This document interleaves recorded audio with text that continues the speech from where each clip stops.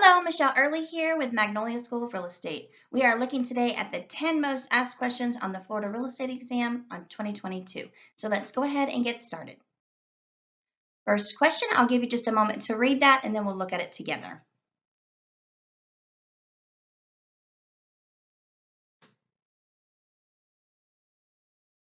So how is the binder deposit noted on the closing disclosure? The answer is going to be B, credit to the buyer only. So the answer is going to be B. This is a question that you're 100% to see on the state exam. And what I would do with this one is I would simply make a flashcard. Just make this one nice and easy.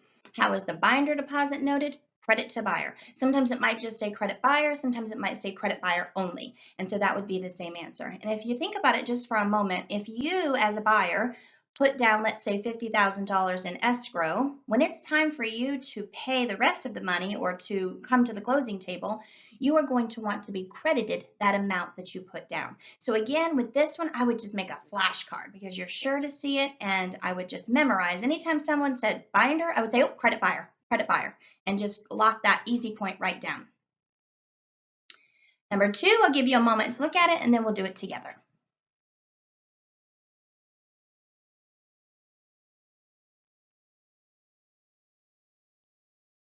So which of the following statements is true about leverage? And the answer here is B.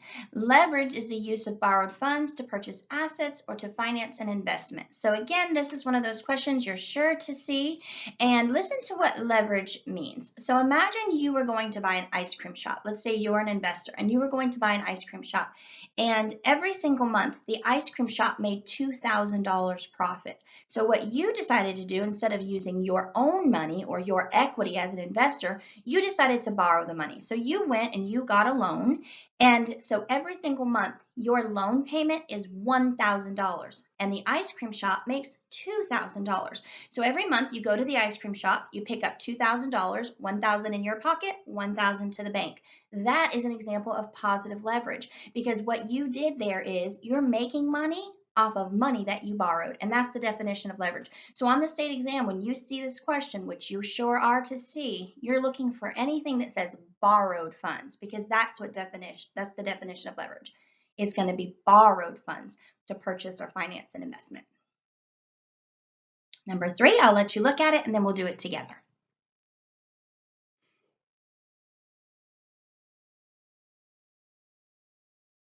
So which of the following liens would take priority? This question, literally, when you see this question, all you have to do is scroll down and find property taxes because 99.9% of the time, in my experience, property taxes is the answer.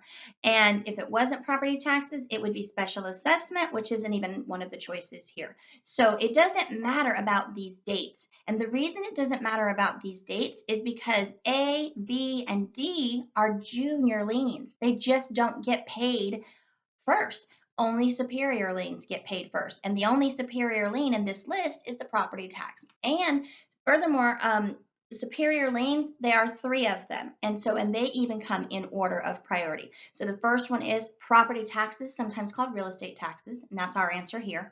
The next one is special assessments. And then the third one is federal estate taxes, which you won't see that in my experience. But again, on this one, this is one of those easy ones where you say, oh, lien priority, property taxes. Make a flashcard and pick up that easy point.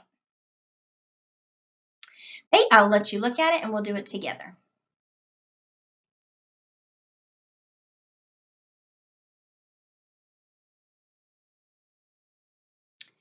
So this question can only be A or B, and because the other two are made up. So every single person in my experience has a question similar to this where the answer is either A or the answer is either B. So the answer to this one, it says the borrower does not retain ownership. That's going to be A, title theory. So listen to this question or listen to this quick example to explain what is the difference between title theory and lien theory. Well, the first thing I would tell you is if you were to look on a map and you were to look at Florida, you would see that Florida is a long and lean state. So that's how I remembered it to begin with, is that Florida is a lien theory state. So this one here. So you say, well, what does that mean that Florida is a lien theory state? What that means is 5 years ago, when I went to buy my house here in Florida, they give you that big packet, you know, when you buy your house.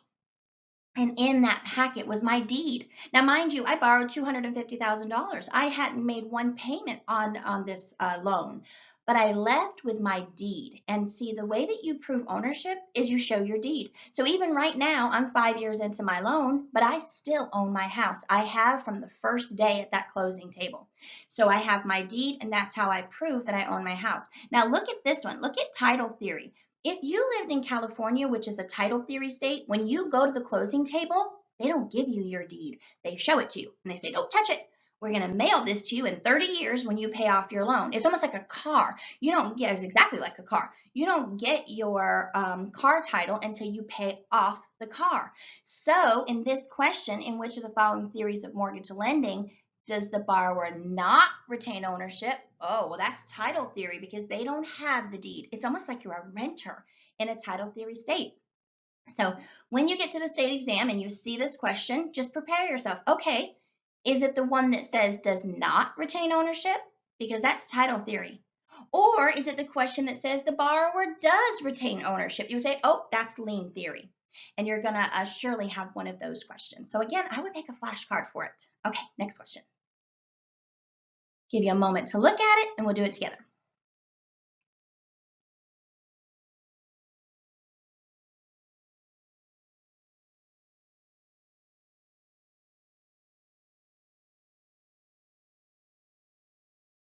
Okay, so this is a question you're sure to see, and the minute you see this word right here, post-license, the answer is null and void.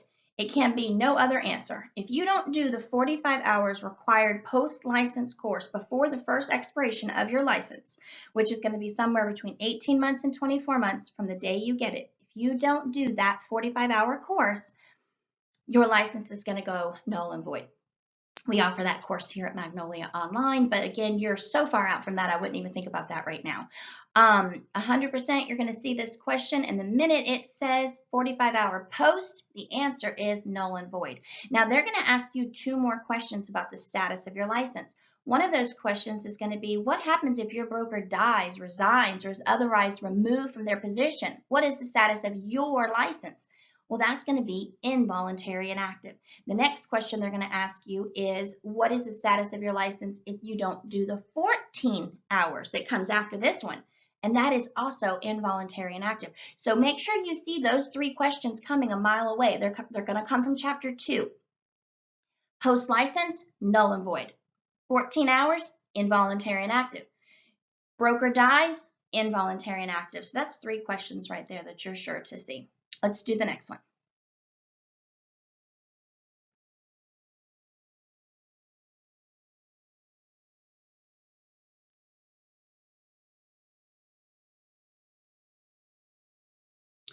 When you get to the state exam and you see a question that says which mortgage clause, it is almost 100% certain that the answer is going to be acceleration clause or due on sale clause. And so you need to know those like the back of your hand because some tests have both of those questions on it. You hope so because it's a nice, easy question once you really understand it. Because what is happening here is with this, these are your keywords. The borrower sells or transfers any interest in the property without the lender's prior written consent. Well, that's interesting because I told you I have my deed. Legally, I could take my deed out. I could sign it. 2 witnesses could sign to attest that I signed it of my own free will. My house is homestead, so my husband would have to sign it as well. So then I could hand it to you. The minute you voluntarily accept it, that is a valid transfer of land. Now, mind you, I owe, $240,000 on my home. The minute I sell it and I have a loan, the bank is going to call me and say, due on sale, due on sale. And so that's why when you see the word sells, it's due on sale. Now, the other one is called the acceleration clause. Imagine I stop making payments on my loan, 1 month, 2 months, 3 months. Eventually, I'm going to go into default where they're not going to accept any more payments. And in order to keep my house, I'll have to do the acceleration clause kicks in, which means I have to pay the whole amount that's due. They've accelerated the due date. So if you see the word default, the answer is acceleration clause. If you see the words sells or transfers, that's going to be the due on sale clause. And everybody gets at least one of those. Sometimes even both of those are on the same test. Okay, let's do the next one. Number 7.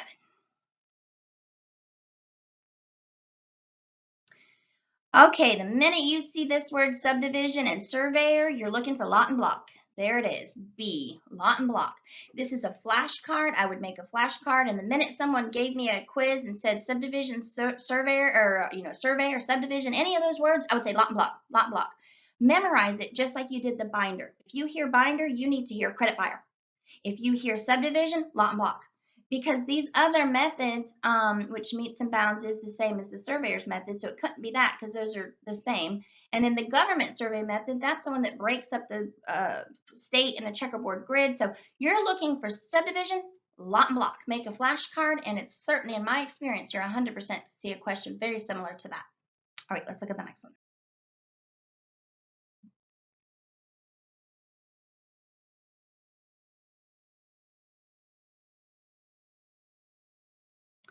The minute you see the words legal notice or recording documents in public records, constructive notice is the answer. Remember, so C. Remember when I told you I could take out my deed and sign it and hand it to someone, and that person takes it? Well, you're going to see a question. Some people see this question on the state exam. Does that deed have to be recorded that I handed to you? And the answer is no. Legally, you do not have to record that deed. Now, wouldn't you want to record the deed so that everyone knows you own that house? Absolutely. What is it called when you record the deed? Well, it's called providing constructive notice. Constructive notice simply means you've recorded documents in the public records. And for our purposes, it's usually the deed that they're talking about. So I would make a flashcard that said, what is it called when I record documents in public records? Flip it over, constructive notice. Again, that's, in my experience, a question very similar to this. Pretty much 100% you're going to see it. All of these 10. That's the reason they're on this list. I have just recently started this channel. This will be my first video. I have been helping at this point, 2022, over 4,000 students pass the state exam. This is my first venture into making videos for it. So hopefully you will start to follow me and watch some more of the videos. So let's go to the next one. Number 9. This is going to be riparian rights. The minute you see the word flowing and any kind of rights, it's riparian rights. I would make a flashcard. In my experience, you're 100% to see a question very similar to that. Water flowing, property rights, riparian rights.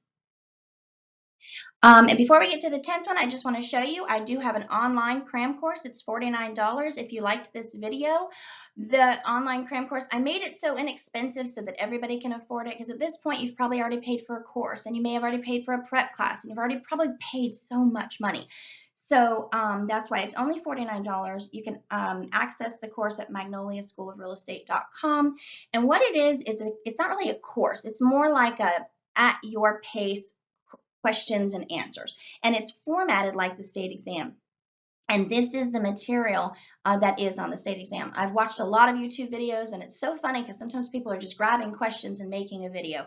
At this point, 2022, I've been researching the state exam for over 4 years. And like I said before, I've helped over 4,000 students. It is my passion, my obsession, borderline obsession, because it's just so satisfying being a part of all of those brand new careers that are made. So if you'd like to purchase a course, it comes with the 50 most asked questions, 25 questions you're 100% to see on the state exam. It has 50 videos explaining the questions. It has 5 or 6 more practice tests because you get a link to more practice tests. So I'm talking fast because I want to get to this last question. Again, it's magnoliaschoolofrealestate.com. There's the cram course, and here's the phone number.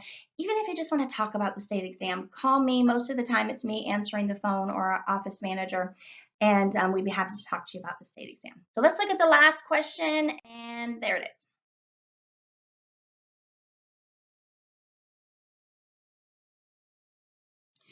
Again, in my experience, you're 100% to see a question similar to this. The minute you see deductible and income tax, you are looking for C, mortgage interest and property taxes. Don't get caught up here. Mortgage payments, we don't get to deduct those. That would be wonderful if we could. But nope, just the mortgage interest and the property taxes. So I hope you enjoyed these 10 most asked questions. If you would like to head over to the cram course and purchase that for $49, you can do that as well.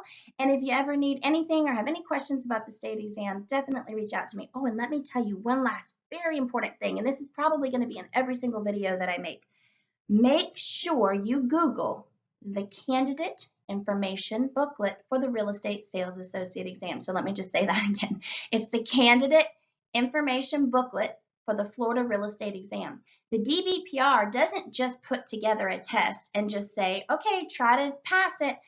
They actually are going to give you, if you Google that, and it's a little PDF that you can download, it is going to be a booklet that on about the 4th or the 5th page, it says content overview and outline. It actually tells you every single topic asked on the state exam, every single topic.